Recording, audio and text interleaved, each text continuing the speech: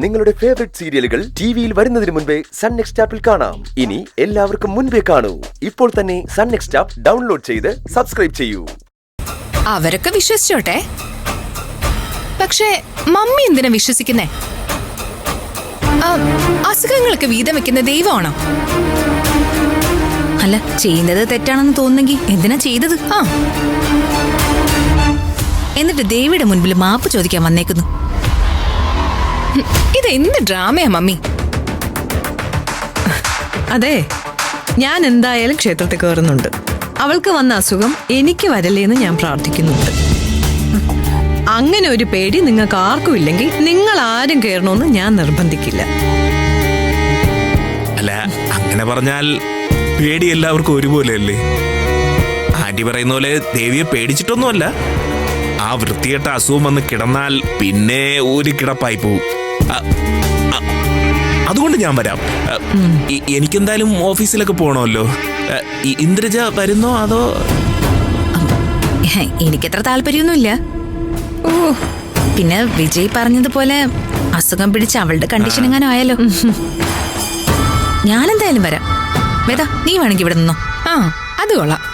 എല്ലാരും കൂടെ എന്നെ ഒറ്റപ്പെടുത്തി. ഇതുവരെ വന്നല്ലേ, ഞാനും കൂടി വരാം. ഇതൊന്ന് കഴിഞ്ഞിട്ട് നമ്മൾ എങ്ങോട്ടാ പോവണ്ടേന്ന് നിങ്ങളൊന്ന് പ്ലാൻ ചെയ്യും. അങ്ങനെയാണെങ്കിൽ ഇന്നൊരു സിനിമ കാണാം, ഒന്ന് റിലാക്സ് ചെയ്യണം. സിനിമ കാണാൻ പോയാ ഇന്നത്തെ ദിവസം തീരും.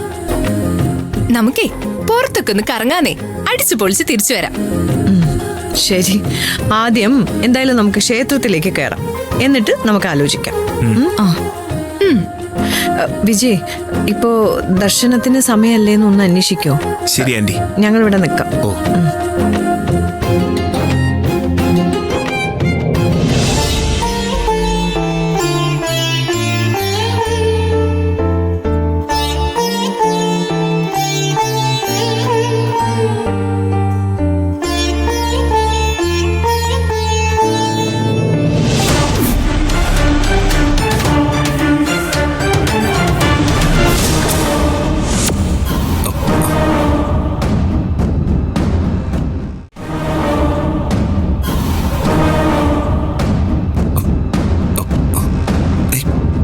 സൂര്യ,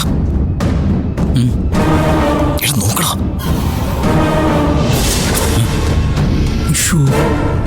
അളിയൻ